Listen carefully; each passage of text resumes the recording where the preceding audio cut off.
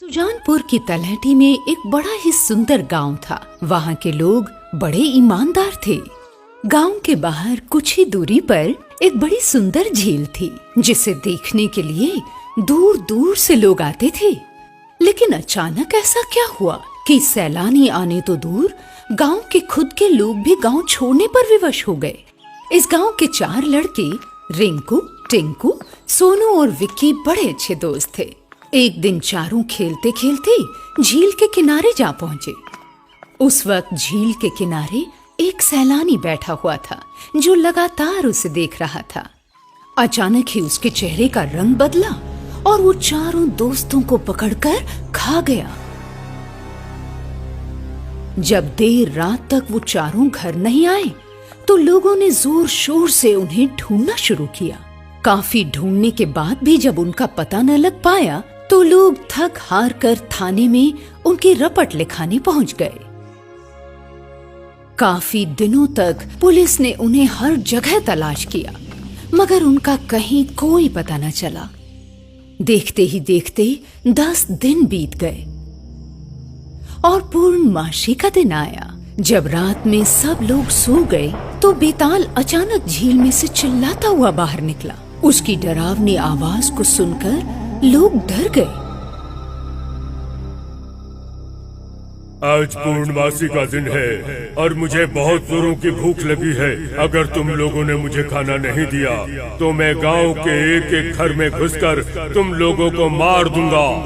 बेताल की ये बात सुनकर सारे गांव वाले बुरी तरह डर गए। जब उसके लिए कोई भी खाना लेकर न गया, तो बेताल ने एक घर के दरवाजे पर जोर से पैर पटका, जिससे घर का दरवाजा टूट जाता है और वो उस परिवार के सभी लोगों को पकड़कर खाना शुरू कर देता है। घर में चीख पुकार मच गई। उन लोगों की चीख पुकार सारे गांव वाले सुनते रहे, लेकिन कोई भी बचाने नहीं आया। तुम लोगों को चैन से नहीं रहने दूंगा।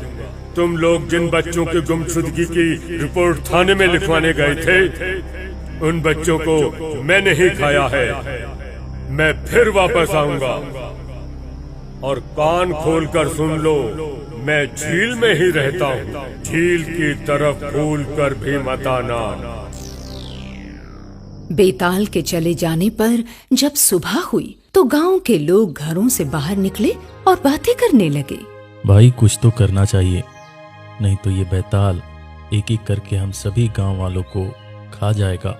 चलो थाने चलते हैं, दरोगा से कहते हैं, वही इसका निदान निकालेंगे।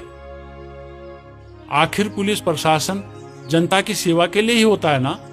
मुखिया जी की बात सुनकर सभी थाने गए और उस बेताल की घटना उन्हें बताई। परमवीर सिंह, गाड़ी निकालो, अपने साथ 5-6 सिपाहियों को साथ में ले लो।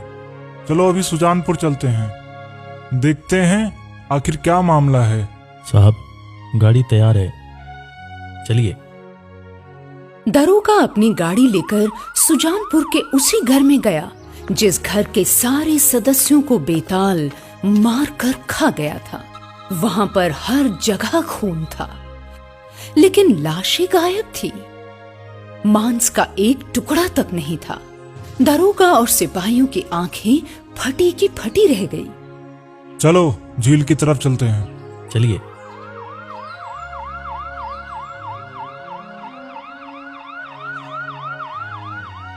जैसे ही दारोगा और गांव वाले उस झील के पास पहुंचे, वहां पर तेज तेज हवाएं चलने लगी। दिन में ही अंधेरा छा गया। झील का सारा पानी लाल हो गया। उसके अंदर से खून से सना लाल रंग का बेताल निकला। उसने दारोगा को पकड़कर सबके सामने ही खाना शुरू कर दिया।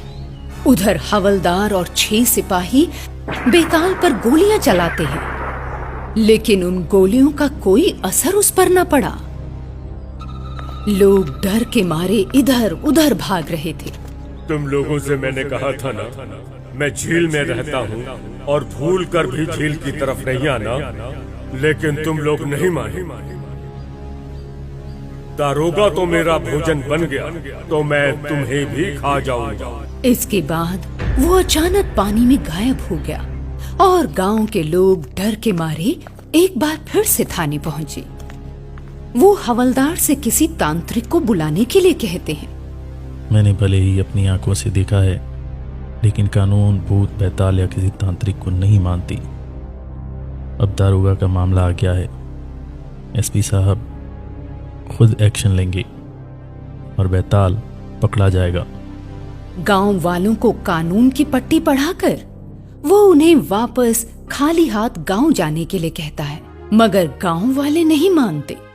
आपस में सलाह मशवरा करके एक अघोरी तांत्रिक के पास शमशान पहुंच जाते हैं।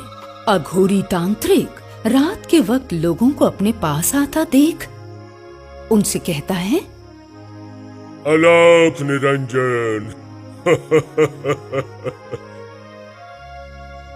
तुम लोग इतनी रात को मेरे पास क्यों आए हो? तांत्रिक बाबा, हर दिन रात को हमारे गांव में एक बैताल आता है और लोगों को आकर खा जाता है। हम लोगों की जान आप बचा लीजिए। हम लोग आपकी शरण में आए हैं। वो अपनी योग की दृष्टि से बेताल को देखते हुए कहता है,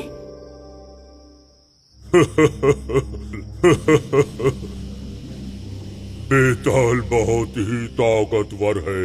वो किसी को नहीं छोड़ने वाला। वो किसी को नहीं छोड़ने वाला। और वो जितने आदमियों को मार कर खाता है, उनकी शक्ति भी उसी में ही आ जाती है, जिसके चलते वो बहुत ही ताकतवर हो चला है। वो जितने आदमियों को मारेगा, वो उतना ही ताकतवर होता चला जाएगा। हे तांत्रिक बाबा, अब हम लोग क्या करें? गांव छोड़कर कहीं और चले जाएं क्या? कोई तो उपाय होगा। कृपा करके हमारी जान बचाइए तांत्रिक बाबा। हम लोगों की जान बचा लो बाबा। अरे मुखिया, उस बेताल को हमेशा हमेशा के लिए समाप्त करने के लिए झील के किनारे शंकर भगवान का मंदिर बनवाना पड़ेगा और बहुत सारी पूजा पाठ भी करनी पड़ेगी। लेकिन वो जीते जी वहां मंदिर नहीं बनने देगा। बनाने वालों को जान से मार देगा।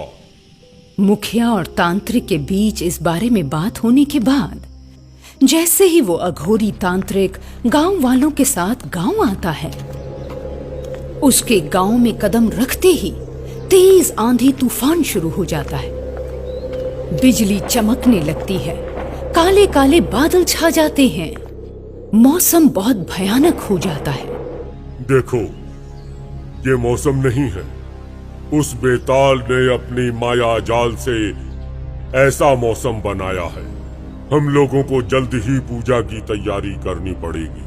कुछ समय के लिए मैं उसे रोकता हूँ, नहीं तो वो तुम्हारे समय तो मुझे भी मार देगा, मेरी भी जान ले लेगा। वो बहुत ही ताकतवर है। और फिर तांत्रिक ने शिव शंभु कहकर अपना त्रिशूल ऊपर आकाश की ओर उठाया, जिससे मौसम सामान्य हो गया। मौसम के सामान्य होते ही लोग कहने लगे, बाबा, ये तो चमत्कार हो गया। बाबा, ये तो चमत्कार ही हो गया। चमत्कार नहीं हो गया। बेताल ये जान गया है कि मैं यहाँ आ गया हूँ और वो जरूर हमला करेगा।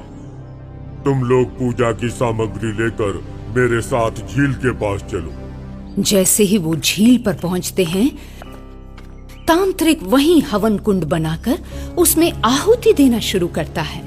देखते ही देखते हवन कुंड में से एक विशाल सा प्रकाश प्रकट होता है। मालिक, मुझे किस लिए अग्निकुंड से मुक्त कराया है? मुझे आदेश दो, मुझे क्या करना है? जो कहोगे मैं वो दूंगा, लेकिन तुम्हें झील में रहने वाले बेताल का अंत करना होगा। मालिक, वो बेताल इस गांव का नहीं है। वो एक सैलानी है जो बरसों पहले इस झील को देखने आया था। शाम के वक्त जब वो इस झील के पास खड़ा था, उसे एक मगरमच्छ ने पकड़ लिया। मगरमच्छ के पकड़ने के बाद वो बचाओ बचाओ चिल्लाता रहा, मगर किसी ने उसकी मदद नहीं की। और मरने के बाद वही बेताल बनकर गांव वालों को मार रहा है। अगर गांव वालों ने उसकी मदद की होती तो वो मगरमच्छ से बच सकता था, मगर गांव वालों ने उसकी मदद नहीं की, इसीलिए वो अपना गुस्सा गांव वालों पर निकाल रहा है। इसके साथ ही वो दिव्य शक्ति झील के अंदर गई और अपने साथ बेताल को लेकर बाहर निकली। दोनों के बीच भयानक लड़ाई हुई, लेकिन दिव्य शक्ति बेताल को मारने में कामयाब हुई और वापस हवन कुंड में प्रवेश कर गई। उस दिन से सुजानपुर में फिर से खुशहाली छा गई। बाबा के कहने पर लोगों ने वहां एक भव्य माँ का मंदिर बनवाया, जहाँ पर लोग निरंतर माँ का पूजा पाठ करने लगे। फिर उन्होंने बेताल का सामना कभी नहीं किया।